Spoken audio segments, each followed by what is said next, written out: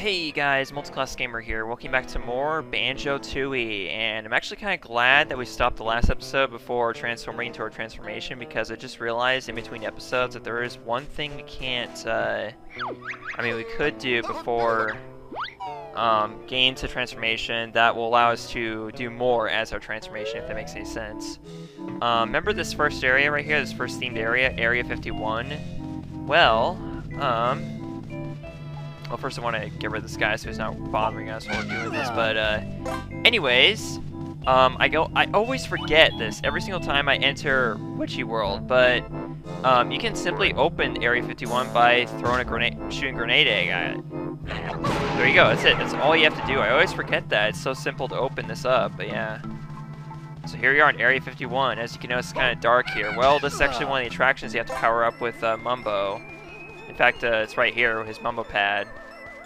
So, basically, that's what Mumbo does in this world. He powers up the attractions that you have to power up. I believe there's like, I want to say 3 of them? 3 or 4 of them or something like that. I think it's, I'm pretty sure it's around 3. But anyways, yeah, this is one of the places you have to take your transformation to. And now that we have it open, we don't have to worry about that. We can go ahead and take care of it now. So we're going to do that. We're going to teleport back over to Humbawamba, and that way we'll be able to do our transformation here. So far we've returned one of the children over to, Mrs. Boggy, one of the 3 of them.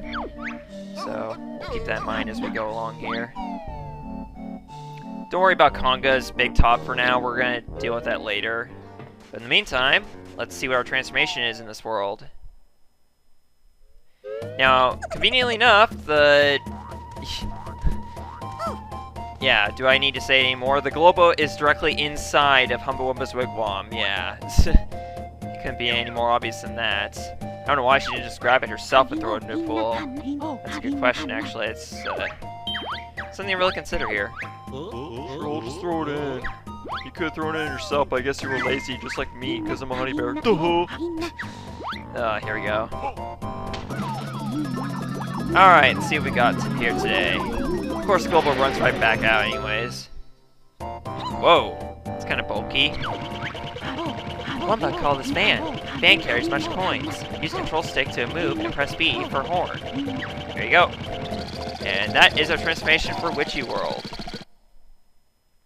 Basically, this will be used to pay to access the attractions throughout Witchy World. And whenever you see one of these rammed doors with vans and money signs on them, basically you walk up to them, or should I say, roll up to them, and you will simply honk your horn, or press the B button in general, and that will allow you to pay for the attraction, or in this case, open the door. But yeah, basically, in Area 51, as you saw, there was a door with Jinjo behind it. So let's go ahead and take care of that first, because that's the most obvious one. There we go. The orange Jinjo family is complete. Wow. 2 Jinjos in a row that completed families. That's pretty cool. We'll climb up there later and get those 2 notes. But also, as the van, you are completely impervious to enemy attacks. And you can actually just destroy these things by running into them, which is pretty awesome as well. Definitely something I can't complain about. Now, I don't know if the game actually saved me getting the hamburgers and fries, but if you need to, you can just go ahead and get them again. Behind the store is the treble cleft. There you go. And right here we have the star spinner. This is another attraction that you have to activate as Mumbo. Here's another one you have to activate this Mumbo. Now, this is the one that's very, very annoying, because not only do you have to activate the attraction as Mumbo, but you also have to go inside and pay for it before you can use it. Yeah. And this, by the way, is the Dodgem Dome. Now, what is this? Looking for the kids. You might find them in the one in the Inferno, Star Spinner, Crazy Castle, or the Dodgems. Oh, really? Now, when you said Dodgems, you meant actually right next to it, because, well, look at that. Here's one of the kids right here. This one looks a little, sorry, but Mom said I'm not allowed to talk to strangers. Oh, it's because we're in the, yep. Wait a second, it's because we're in a van. Oh, I get it. Oh my god, you clever little, you clever game developers, you. Oh yeah, and we can't get our moves either in this form either, which sucks. But we can activate Warpad still. There we go. So we already got the treble clef. Okay, so we're not gonna worry about that anymore. But yeah, we're gonna have to come back here anyways. It's our alternate form, so we can get the, so we can pay to use the dodgems, which is actually a mini game that gets you a Jiggy. So worry about that later. But over here, something very important. You have to pay here to activate the Inferno. Pay here to enter the fearsome furnace of the Inferno. There you go. And loads the coins right into the box. The ride is now open. Alright, let's go take a look inside. However, this door, be careful, because it does open and close. You have to make sure that it doesn't, you don't get hurt when you go inside here. But the thing is, you have to use your transformation first, because inside this attraction, as I mentioned before, is Mumbo. Mumbo's hut's inside here. You don't believe me? I'll prove it to you. Right over there. Yep. With the devil horns on it and everything. Yep. But also inside here is another one of these doors that we can open with our alternate form. And behind it is one of Cheeto's pages. There we go.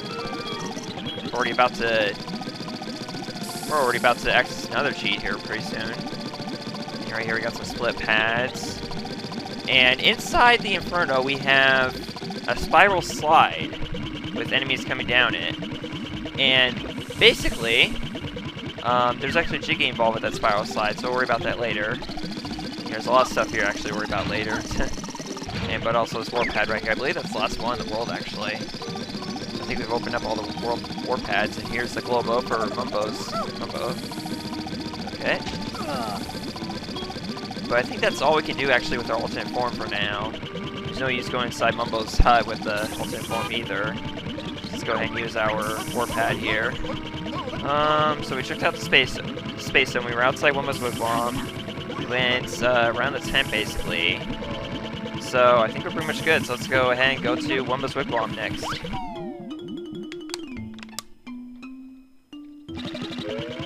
Jeez, we spent half the episode in this form. Let's get back to more interesting stuff as Banjo-Tooie, shall we? I'm thinking so. You're gonna find a running theme with Wumba's wigwam, Wumba's transformations compared, in this game compared to Mumbo's transformations in the first game. And that being that, Wumba's transformations are more mechanical in this game. Mumbo would transform into animals and wild creatures in the first game, but Wumba transforms into machines in this game most of the time. Let's grab these notes behind the other door.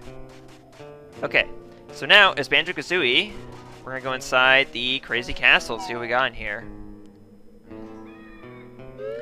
Well, the main thing is this big, huge, inflatable castle, which we have to inflate somehow, so we'll have to deal with that. We'll do that pretty soon.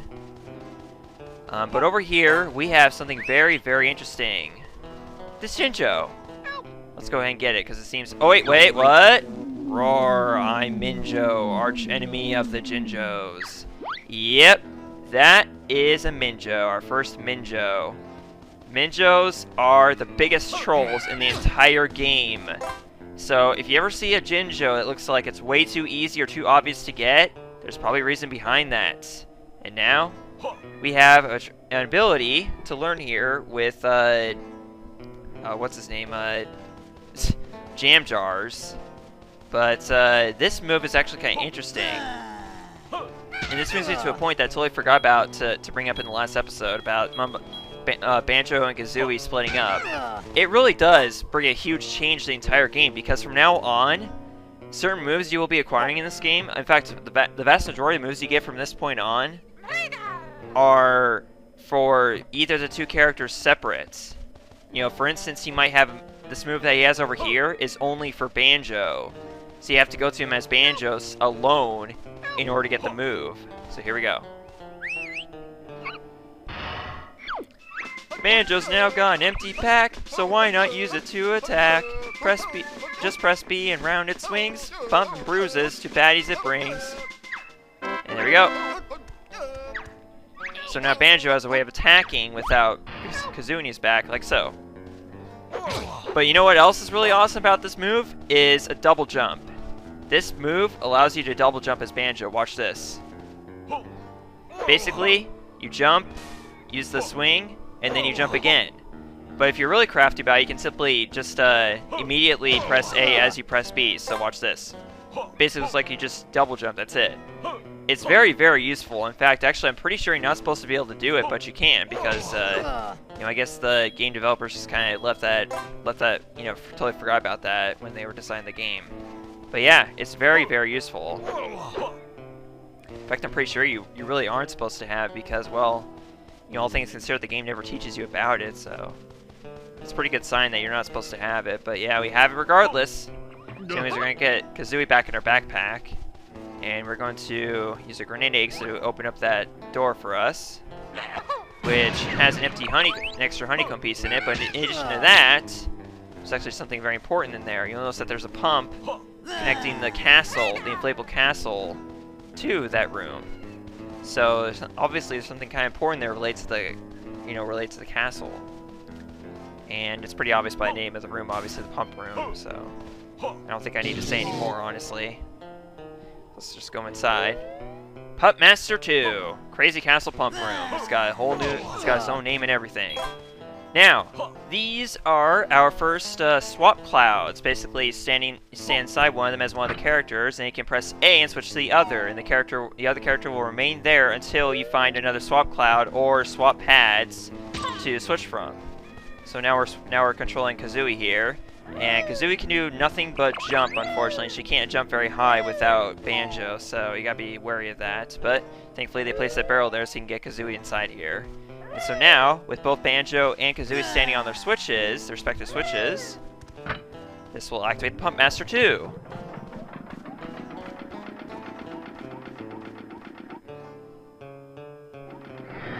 And by inflating the inflatable castle, this will give us access to 2 minigames, actually.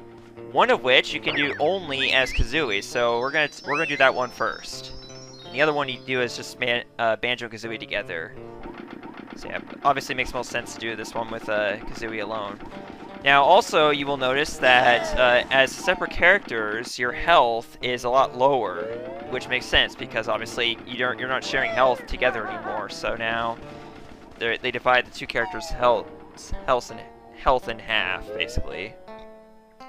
So Banjo, but generally, if they have an odd number of hits, Banjo will have one more hit than Kazooie will. So in this particular case, Kazooie has 4 hits and Banjo has 5 hits. And now, as you can see, they automatically close off the door that you can't get to yet. But this is the minigame that only Kazooie can access. And you know what? Oh wait, yeah, that's right. Welcome to the Hoop Hurry Challenge. You have 60 seconds in which to score 30 points. Do you want to hear the rules? No, we don't need to. Ready? 3, 2, 1, go. So basically, you get these talent trot shoes, you can run faster. Now, the small blue hoops are worth 3 points, the green ones are worth 2, and the red ones are worth 1. Go for the blue ones whenever you see them. But for the most part, that's pretty much it. That's all there is to it. You'll find every minigame, pretty much just about every minigame in this entire game is centered around the whole, you know, red's worth 1, green's worth 2, and blue is worth 3. Remember that, and that pretty much prepare you for every minigame in this entire game. It really is that simple. So just always remember that, and you really won't need to know the rules for any minigame. For most of them, that is. And I think I've already actually won the minigame, actually, but let's go ahead and go for a high score here, why not? I think the talent trot shoes actually last the entire time you're in here, so you don't have to worry about them running out. Oh, there we go. I'm not too, I'm not the best at these minigames, but, you know, I'm good enough to at least get the jiggy. No, you can't have scored enough points to win my Hoop Hurry prize. Yes, I did. So a jiggy spawns on top of the castle, one of the battlements, or corners, I should say. Do you want to play again? Nope. Okay, and after that, you just exit the room. That's it. Yeah, this castle's a lot bigger on the inside than it is on the outside, that's for sure. I'm sure there's a way you can hack the game too and get inside before it's even inflated. Then it makes even less sense that, you know, how big it is on the inside. Yeah. But in order to play the Banjo-Kazooie game, I think we're actually going to have all the moves. So I'm going to skip the second minigame for now until we get all the moves in this world. I think there's like 3 of them actually. Let's take a look. Totals. Yeah, there's one more move that we need to get, so we need to... And we already remember where it is. We saw it when we were in our transformation. It's by a Dodgem Dome, so we're gonna have to go by there real quick before we take on this last minigame here, because you're gonna need in order to do it. Okay, so join Kazooie and Banjo back up, and thankfully you don't have to worry about the pump deactivating or anything while we're in here. Okay. Oh wait, no, there's like, it should be 4 hits for both of them since we have 8 units of energy, I think. I don't know, maybe that's just me. Maybe I just miscounted it earlier a second ago, I don't know.